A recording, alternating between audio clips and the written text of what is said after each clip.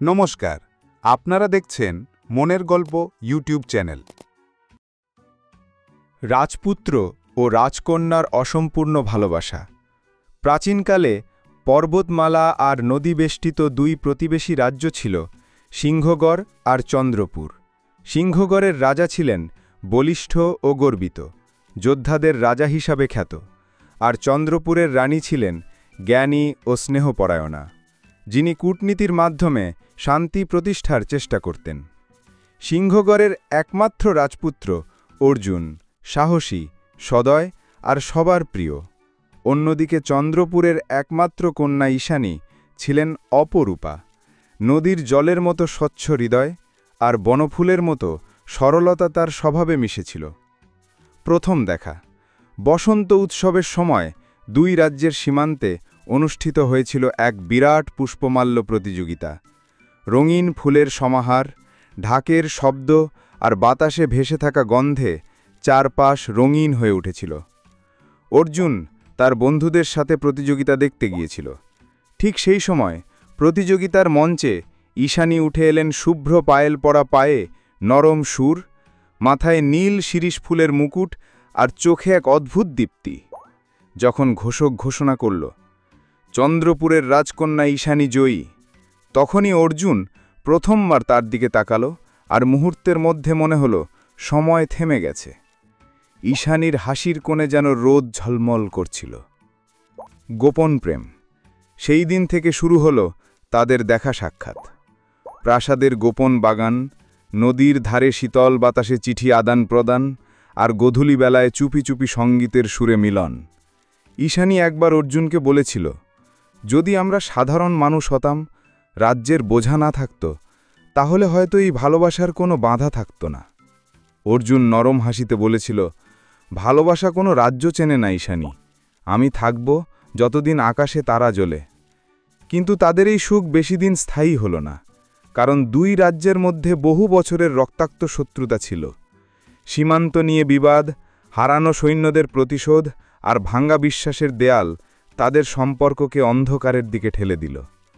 যুদ্ধের আগুন। বসন্তের শান্ত রং হঠাৎ একদিন রক্তিম আগুনে রূপ নিল। এক ভুল বোঝাবুঝি, এক গুপ্তচরের মিথ্যে খবর, আর মুহূর্তের মধ্যে যুদ্ধের ডঙ্কা বাজল। অর্জুনকে যুদ্ধে যেতে হল। বিদায়ের আগের রাতে চন্দ্রপুরের বাগানের গোপন পথ ধরে সে ঈশানীর সঙ্গে শেষবার দেখা করতে এলো। হালকা চাঁদের আলোয় অর্জুন বলল, যদি পৃথিবী আমাদের আলাদা করে, তবুও আকাশের নক্ষত্রগুলো একসাথে জ্বলে থাকবে, আমাদের ভালোবাসার মতো। ঈশানী কিছু বলতে পারল না, শুধু নীরব হাসি আর ভেজা চোখে বিদায় জানাল।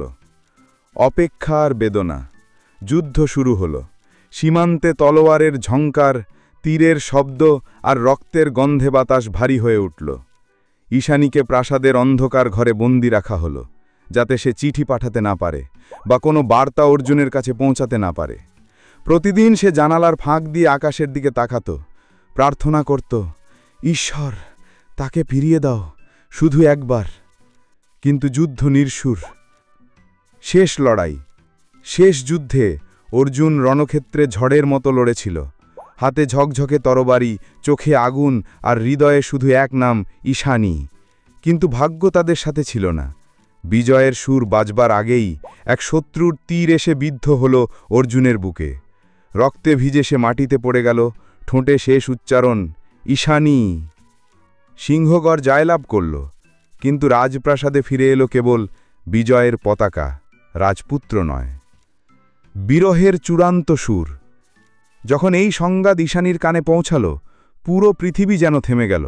সে চুপচাপ প্রাসাদের ছাদে উঠে গেল, নক্ষত্র খচিত আকাশের দিকে তাকিয়ে মৃদু স্বরে বলল, তুমি বলেছিলে আকাশের নক্ষত্রগুলো আমাদের দেখবে, আমি তোমার সঙ্গেই থাকব অর্জুন। সেই রাতে চন্দ্রপুরের আকাশে দেখা গেল এক উজ্জ্বল ধূমকেতু। রাজ্যের মানুষ বলল, সেটি ছিল তাদের ভালোবাসার শেষ স্বাক্ষর, দুজনের মিলনের আকাশী চিহ্ন। কিংবদন্তির গল্প। বহু বছর পেরিয়ে গেছে, প্রাসাদের দেয়াল ভেঙে গেছে, যুদ্ধের চিহ্ন হারিয়ে গেছে সময়ের ধুলায়, কিন্তু সিংহগড় আর চন্দ্রপুরের সীমানায় দাঁড়িয়ে থাকা প্রাচীন দুর্গের ধ্বংসাবশেষে আজও কেউ কেউ বলে, রাতের নীরবতায় যদি মন দিয়ে শোনা যায় দুটো কণ্ঠের মিলিত সুর। ভালোবাসা হয়তো হারিয়ে যায় না, কেবল রূপ পাল্টে চিরকাল বেঁচে থাকে। গল্পটি ভালো লাগলে লাইক, কমেন্ট, শেয়ার করুন, যাতে আপনাদের মতো অন্যরাও আনন্দ উপভোগ করতে পারে।